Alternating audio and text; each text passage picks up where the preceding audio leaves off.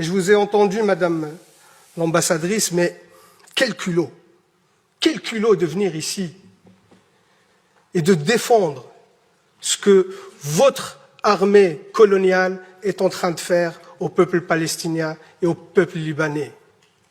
Quel culot de venir justifier vos crimes de guerre et vos crimes contre l'humanité. Où est passée votre humanité, Madame l'ambassadrice, pour venir ici justifier ces atrocités? Parce que vous avez montré des vidéos, vous avez vu ça?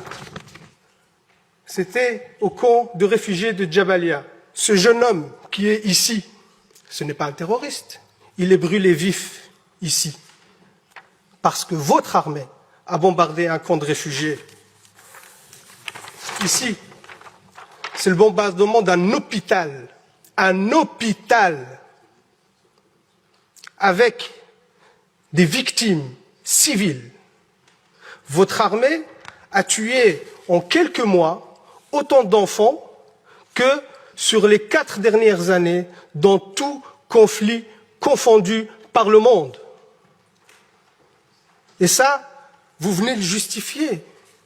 Est-ce que quand vous tirez sur des enfants, quand vous tuez des enfants, des femmes, est-ce que c'est ceux-là qui vous terrorisent?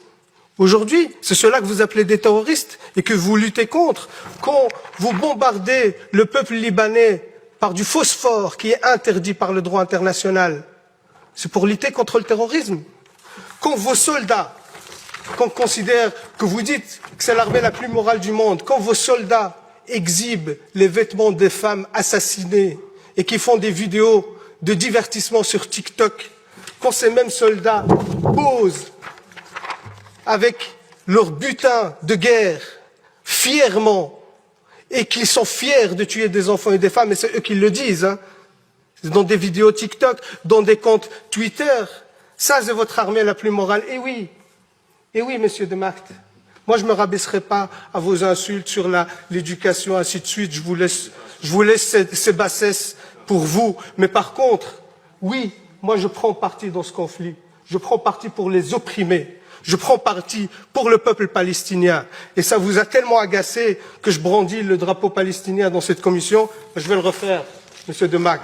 Ce peuple a le droit d'exister, a le droit à sa liberté. Ce peuple a le droit à son indépendance. Ce peuple a le droit à la dignité. Et vous les combattez. Vous faites un nettoyage ethnique. Vous faites un génocide contre le peuple palestinien sous prétexte de lutte contre le terrorisme, alors que c'est vous, l'armée la plus terroriste dans la région. C'est vous les vrais terroristes. C'est vous qui colonisez la Palestine depuis 76 ans. 76 ans. Il n'y avait pas de 7 octobre depuis 76 ans. Toutes les résolutions de l'ONU que vous avez violées, vous ne respectez aucun droit international. Vous êtes un État voyou, même au sein de l'Assemblée nationale de l'ONU. Les autres États, ils quittent la salle quand votre Premier ministre, le chef d'un gouvernement d'extrême droite, prend la parole. Les autres États quittent la salle parce que vous êtes devenu un État paria et vous osez encore venir ici nous balancer vos salades pour dire que ce que vous faites est justifié. Comment vous pouvez justifier l'injustifiable? Comment vous pouvez justifier le génocide? Comment vous pouvez justifier les crimes de guerre? C'est inacceptable et inadmissible, Madame l'ambassadrice, de venir ici nous raconter ces salades. C'est inacceptable. Et par respect au peuple palestinien, je leur réitère ici tout mon soutien, et je leur demande de pardonner notre pays qui n'est pas à la hauteur de la situation, parce que jusqu'à aujourd'hui, 0 sanction ont été prises